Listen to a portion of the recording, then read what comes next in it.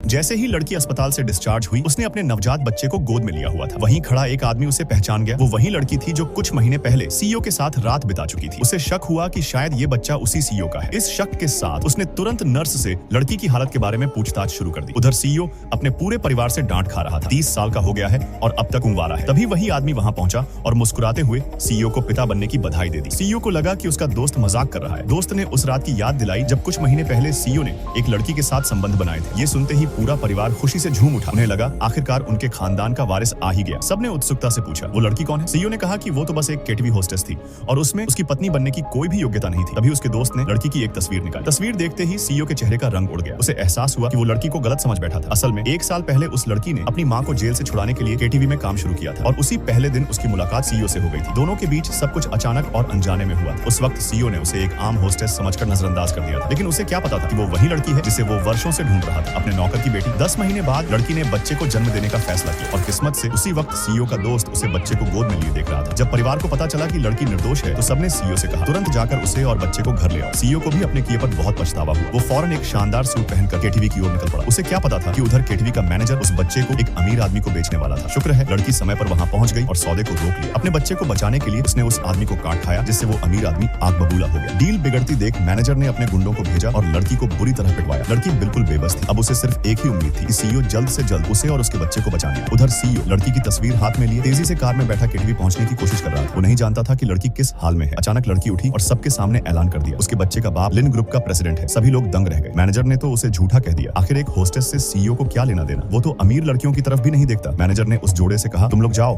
मैं सब संभाल लूंगी। लेकिन लड़की ने अचानक एक शराब की बोतल उठाई और मैनेजर के सिर पर दे मारी। ये देखकर वो अमीर जोड़ा डर गया और गोद लेने का इरादा छोड़ दिया। इसी वक्त सीईओ अपने बॉडीगार्ड्स के साथ केटीवी पहुंच गया। तभी उसे एक प्राइवेट रूम से चीखने की आवाजें सुनाई दी। वो तुरंत भागा और पूछा वो लड़की कहाँ है? अब मैनेजर को समझ आ गया कि लड़की सच कह रही थी। उसे अंदाजा नहीं था कि सीईओ उसे लेकर इतना गंभीर है। अगर सीईओ को पता चल गया कि उसने लड़की को नुकसान पहुंचाया है तो वो उसे छोड़ेगा नहीं, इसलिए मैनेजर ने झूठ बोल दिया। वो तो नौकरी छोड़कर चली गई। तभी लड़की ने अचानक सीईओ का नाम पुकारा। सीईओ बाथरूम की तरफ भागना चाहता था, लेकिन मैनेजर ने कहा कि वहाँ कुछ गेस्ट है और उसका दोस्त बोला अभी अभी मैंने किसी बच्चे की आवाज सुनी थी। सीईओ को लगा भला कौन बच्चा लेकर केटीवी आएगा। उसने बॉडीगार्ड्स को कहा कहीं और ढूंढो। पूरी केटीवी छान मारी, लेकिन लड़की का कहीं पता नहीं चला। मैनेजर ने चैन की सांस ली। तभी बाथरूम से एक बच्चे की रोने की आवाज आई।